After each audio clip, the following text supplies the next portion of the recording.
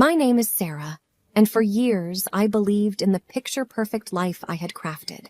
A devoted husband, a beautiful daughter, and a home filled with laughter. But beneath the glossy surface, the ripples of mistrust and doubt began to emerge.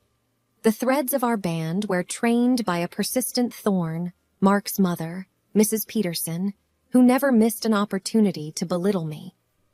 I often wondered if my connection with Mark could withstand the constant tension she brought into our lives.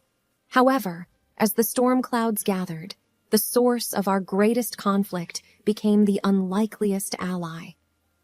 Dive into my journey, a story of betrayal and redemption, and discover how sometimes the most painful moments can't forget the strongest bonds. So, my name is Sarah, and this is my story. The rain tapped softly against the window, creating a melancholy rhythm that resonated with my mood. As I sat on the living room couch, watching the water droplets chase each other down the glass, I felt the weight of the past few years press down on me. When I met Mark, he was everything I ever wanted: kind, compassionate, and a rock I could always rely on. His love and care intensified when our beautiful daughter, Emily, came into the world. He was always there, ready to offer a helping hand or a comforting word. It made me feel cherished and adored.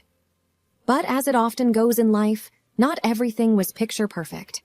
The one thorn in our otherwise blissful life was Mark's mother, Mrs. Peterson.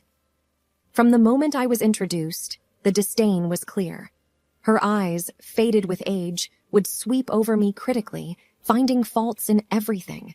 From the way I held Emily to the taste of the casserole I'd so carefully prepared for our first family dinner together.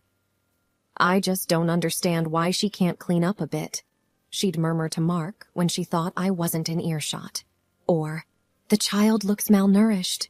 Doesn't Sarah feed her properly?" I said to myself, trying to breathe through the frustration. "It's just the way she is. Don't let her get to you." But her words stung, particularly since Mark never defended me. He would either brush her comments aside or nod in agreement. It created a rift, a chasm, not just between Mrs. Peterson and me, but also, to some extent, between Mark and me. But then, a year ago, things took a dramatic turn. Mrs. Peterson fell ill, or at least that's what Mark told me. "She's not well, Sarah," he'd often say, eyes clouded with worry. "I need to be there for her. She's all alone." Every Wednesday and Friday, like clockwork, Mark would disappear to visit her. He'd come home late, looking drained and exhausted. Sometimes he'd carry containers, remnants of food he'd prepared for her, or medicine vials that hinted at the gravity of her illness. I tried to sympathize, truly I did, but I couldn't help but feel a spark of resentment. Here was a woman who had never shown me a shred of kindness, and now her son, my husband, was bending over backward to cater to her every need. One Wednesday evening, as Mark was about to leave, Emily clung to his leg, her big blue eyes filled with tears. "Daddy, why do you have to go? Can't we all go together?" she asked innocently. Mark patted her head, sighing deeply. "It's not a good idea, sweetheart. Grandma is very sick, and she needs some quiet." That night, lying in bed, a thought began to itch at the back of my mind.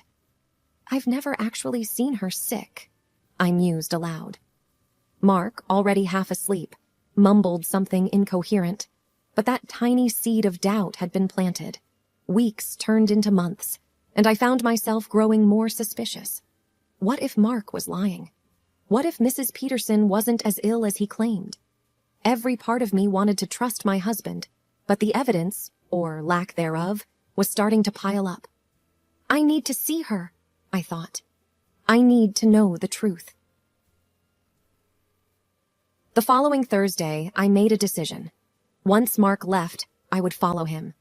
I would find out, once and for all, the truth about Mrs. Peterson's mysterious illness. But by evening, my resolve had faded. It began to rain heavily, and I watched the drops, pressing my forehead against the window in the living room. I remembered meeting Mark, our first dates, kisses, and the birth of my daughter, and thought that I did not want to destroy our relationship with speculation, jealousy, and insecurity in my husband. We swore to trust each other in everything. How could he break this oath? Friday dawned overcast and gloomy. Mark had left early in the morning, leaving a brief note saying he had an errand to run before visiting his mother. I tried calling him throughout the morning, but each call went straight to voicemail. My frustration grew with each unanswered call. The doubt that had sprouted a few weeks ago now threatened to overtake my every thought. That afternoon, a realization hit me like a slap in the face. It was Friday, grocery day for Mrs. Peterson. I remembered Mark once mentioning how he'd ensure she had all she needed, given her frail condition. An idea formed in my mind. Perhaps, I thought, this could be my chance to find out the truth without raising any alarms. Despite the animosity between us, I couldn't bear the idea of the elderly woman going without food, especially if she was indeed sick. I drove to the supermarket and began filling a cart with the essentials: fresh vegetables, canned goods, milk, bread, and a few treats that I recalled Mark mentioning were her favorites. While shopping, my mind raced with all the possible scenarios I might encounter when I visited her home. Would she even let me in? The drive to Mrs. Peterson's felt longer than I remembered. Every scenario I had imagined was overshadowed by my growing anxiety. But nothing, absolutely nothing, could have prepared me for what I encountered when I finally reached her house. I rang the doorbell, clutching the grocery bags tightly. A few moments later, the door swung open to reveal a perfectly healthy-looking Mrs. Peterson, dressed in a tennis outfit, her hair neatly tied back, not a hint of frailty about her. She looked at me with surprise, her usual disdain temporarily replaced by confusion. "Sarah, what brings you here?" My shock rendered me momentarily speechless. Gathering my thoughts, I managed, "I brought groceries. Mark said, he mentioned you were ill." A look of concern crossed her face. "Ill? Why would he say that?" she mused, leading me inside. As I stepped into the familiar living room, everything looked just as I remembered from my infrequent visits. But there was no sign of any illness, no medicine bottles, no medical equipment, nothing. We sat down, and I tried to gather my thoughts. "Has Mark been visiting you every Wednesday and Friday?" I asked, trying to keep my voice steady. Mrs. Peterson looked genuinely puzzled. "No, I haven't seen Mark in weeks. He occasionally calls, but visits? No." The realization hit me like a ton of bricks. All this time, Mark had been lying. But why? What was he hiding? My head spun with questions. Mrs. Peterson, seeing my distress, offered a cup of tea. As we sat sipping, the initial awkwardness between us faded, replaced by a mutual concern for Mark. Why would he lie about something like this? And where had he been going every Wednesday and Friday? The need to confront my husband and unravel the truth grew more pressing with each passing minute. As I pulled into our driveway, the weight of the truth pressed heavily on my heart. I could see Mark, pacing back and forth in the living room, glancing occasionally out the window. He looked anxious, even frantic. The front door was open before I could even step out of the car. "Sarah," he began, rushing forward, his face pale. "I've been trying to reach you all day. Where have you been?" I took a moment to gather myself. The betrayal, the deceit, the countless lies. They all bubbled up, demanding an outlet. Taking a deep breath, I met his gaze squarely. "I went to see your mother." Mark froze, his face turning an even paler shade. What did you—" he stammered. "I know, Mark," I whispered, my voice thick with pain. "I know about the lies. I know she's not sick." For what felt like an eternity, we stood there, locked in a silent confrontation. Finally, Mark's shoulders slumped in defeat, and he looked away, unable to meet my gaze. There's someone else, he admitted, his voice barely audible. I've been seeing Camilla on Wednesdays and Fridays for the past few months. The finality of his words echoed in the hollow space that had once been our loving home. The trust, once unbreakable, had been shattered into a million pieces. Tears streamed down my face, not just for the love lost, but for the life we had built and the promises we had made.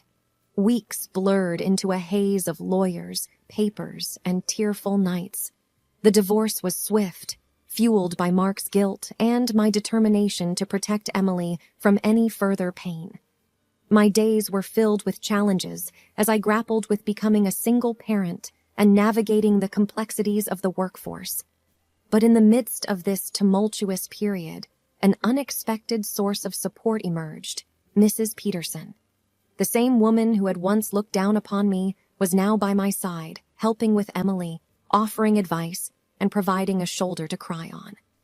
One evening, as we sat sipping tea in my kitchen, she looked at me with tears in her eyes. "I was wrong about you, Sarah," she admitted, her voice filled with regret. "I judged you without truly knowing you, and for that, I'm truly sorry."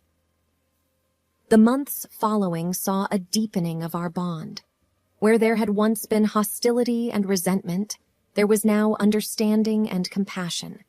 Together, we faced the challenges thrown our way, finding strength in our shared experiences.